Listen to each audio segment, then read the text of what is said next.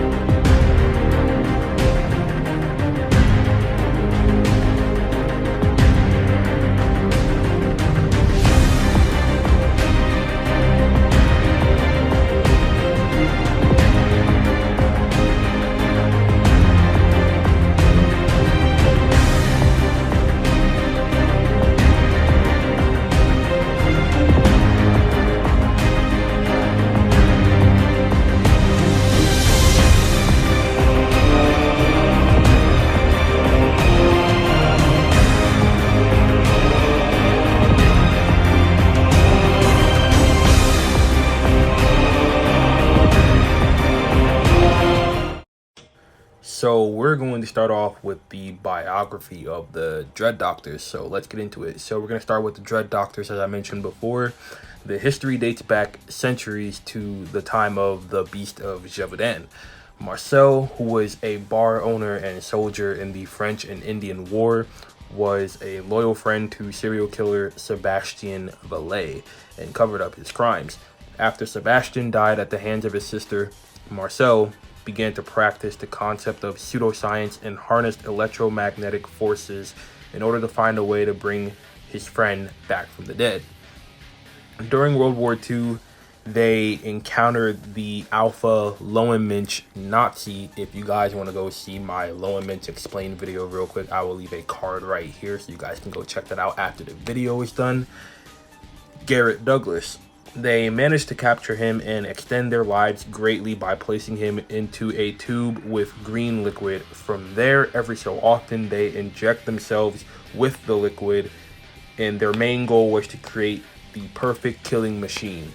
In 2003, the doctors encountered a boy named Theo Rakin and had him kill his sister in order to become the first, in air quotes, successful chimera. They nearly succeeded with Theo, but he was already pure evil, and the Dread Doctor's philosophy is to create the ultimate chimera through corrupting something or someone of good nature. This eventually happened when they made Mason Hewitt the host for the Beast of Gévaudan. Through Mason, Sebastian was resurrected, albeit for a short period of time.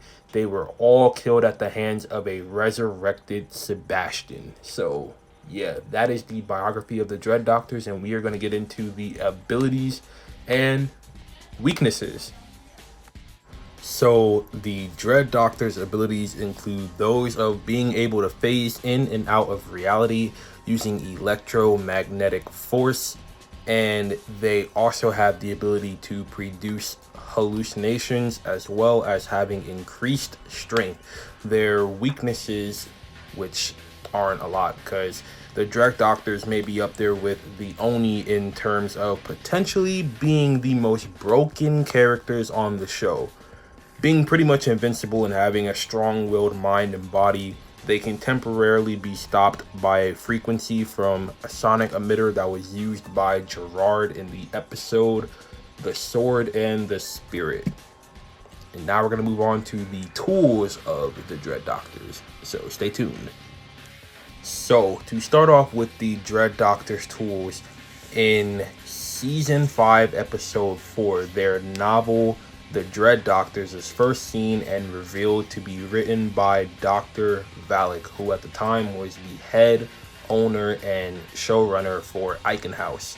The book details earlier visits from the doctors, and Valak mentions that he wrote the book to stimulate readers' brains and allow people to remember any interactions they might have had with the doctors in the past. So now that we got the book out of the way, we're going to get to the cane. So This weapon is used mainly by the surgeon, who is the leader of the Dread Doctors. There's the surgeon, the pathologist, and the geneticist. And he uses it to kill failed experiments or protect himself in fights. This is later revealed to be the pike that Marie-Jeanne used to kill her brother Sebastian in the past, forged using wolfsbane, mountain ash, and her own blood under a light of a full moon. It vanished after her brother's death until it was found by, obviously, the Dread Doctors. So now that the cane is out the way, we're going to get to the goggles. So Theo let Malia use the spiked goggles to find the desert wolf. He explained that all creatures can vibrate at various frequencies that differ. With enough force, Malia was able to find her mother using these spiked goggles, and these are probably the least important tools of the Dread Doctors since they were only used one time. So now that the goggles are out the way, we're going to get to the final part of the tools section, which is the mask. So these masks were imbued with special properties that could kill almost anyone dumb enough to try them on. Dr. Valak owned it for a little while Theo stole it to find out who was the beast at the time of the beast resurrection.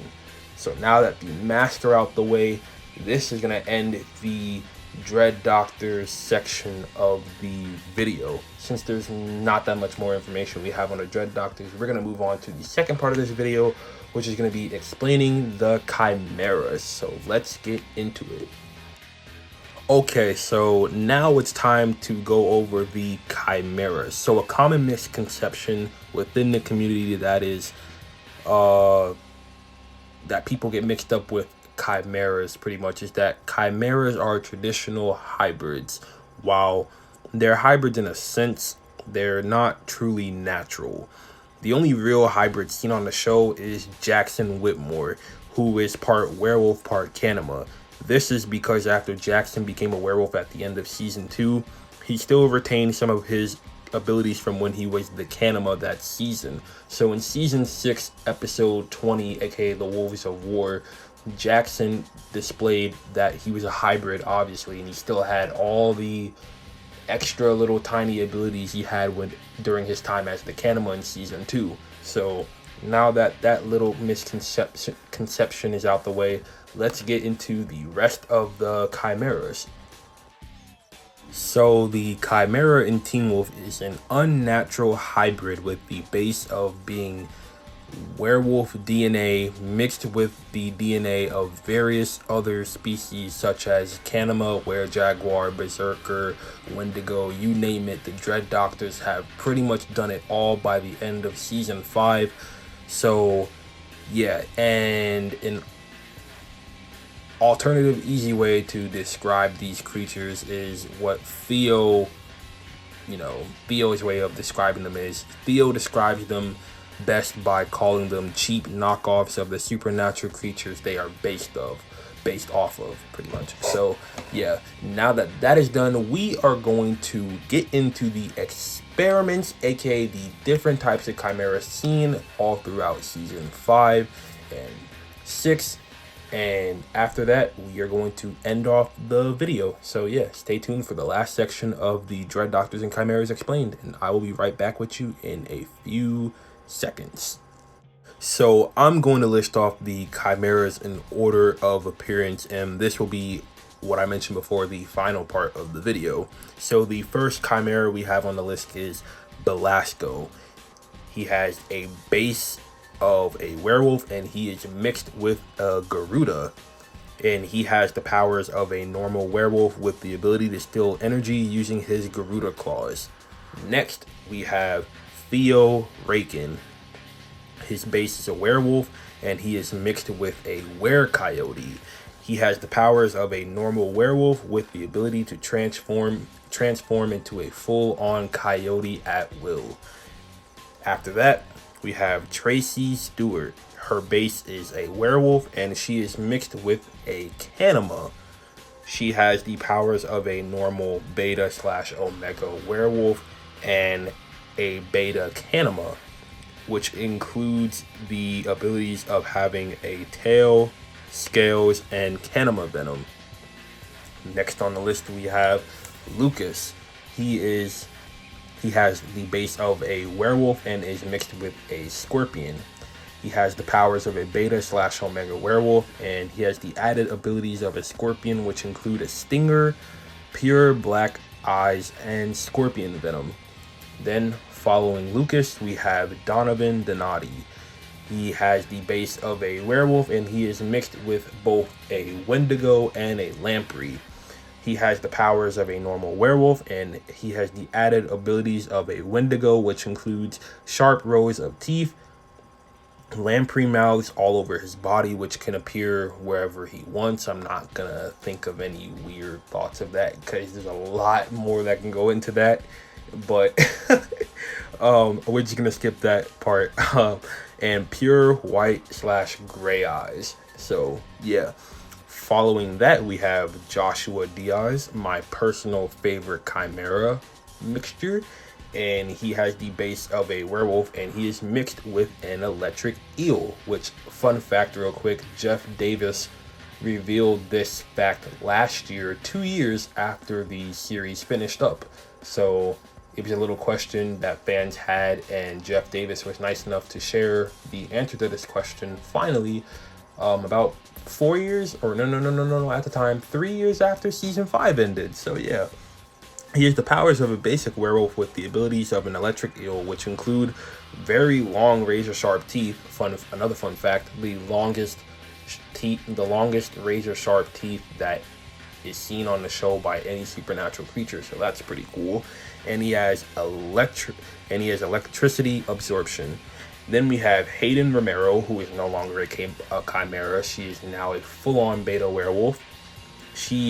Before she was a werewolf, she had the base of a werewolf with the mixture of a were-jaguar, and she had the added abilities of being able to sense berserkers, having green eyes, fangs, and leopard-like spots all over her body. Then we have Corey Johnson, who had the base of a werewolf and was mixed with a chameleon, and he had the added abilities of a chameleon, which include camouflage, and that's pretty much it. Corey's, in my opinion, is the least interesting chimera. Then we have Noah Patrick, who has the base of a werewolf and a berserker, and his added abilities included having long bone spikes that can protrude from his elbows and knees and all other sorts of weird parts around his body, and extra super strength. And the last chimera we have on the list is Mason Hewitt. He is nothing special. The only reason he makes it on this list is because he was the quote-unquote success of the Dread Doctors after so many experiments, and he was the host for the Beast of Gévaudan. So basically, he was running around as the Beast before Sebastian got resurrected. So with that all said, we're going to end off this part of the video, and I will see you guys in the concluding thoughts section of the video, which will come up in about a few seconds. So I'll see you there. So that is going to do it today for today's video for the Dread Doctors and Chimeras Explained. A little bit of a different video today because I'm not really used to mixing two creatures in one video, but I seem to have made it work in this video, so I'm proud of myself for doing that. But if you guys like this video and you guys like the Chimeras and the Dread Doctors, let me know your opinions on both of these creatures. Do you guys like them? Do you guys hate them? Do you guys think they are just okay as part of the show? And you guys can let me know all that good stuff down in the comment section below. And quick announcement, unfortunately, I do not have social media anymore due to personal issues. It's nothing too bad, but I just decided to take a break from social media for a while. So you guys, it's gonna be hard to tell when my next few videos are gonna drop, but I already have videos on the schedule list ready to be uploaded all the way out until March 10th. So look forward to those videos. Those videos will include the Teen Wolf reboot update video, which is dropping on March 3rd, and I have another compilation video, which is the first compilation video I've ever made, which is the best moments of Scott McCall, which will be dropping on March 5th. So look forward to that. And this video hopefully will be up by March 6th, 2020. So yeah. And if you guys liked my explanation of the Dread Doctors and Chimeras Explained, Make sure you subscribe to the channel for more Teen Wolf content like this. You guys can check out my Creatures of Teen Wolf playlist, where I go over all the other Teen Wolf creatures on the show. I went over the werewolves already, the Beast of Javudan, the Hellhound, the Lowenminch, the Oni, the Nogitsune, the Wendigo. Pretty much most of the creatures are already on the show. I still have yet to do the Anukate, the Skinwalkers, all those other extra little creatures that aren't really that important to the show. So I will get to those eventually. I plan to have all of these creatures done by July of this year. So yeah, if you guys want to go check out my playlist and watch the other videos explaining the other creatures of the show, I will leave a card right here in the video so you guys can go check that out. And with that all said, make sure you guys leave a like on this video if you guys like my explanation today. And I am Jades Corner. I'm going to get out of here. Make sure you guys have a great rest of your day. Peace, love, positivity, and I am out of here. Peace, and see you guys in the next one.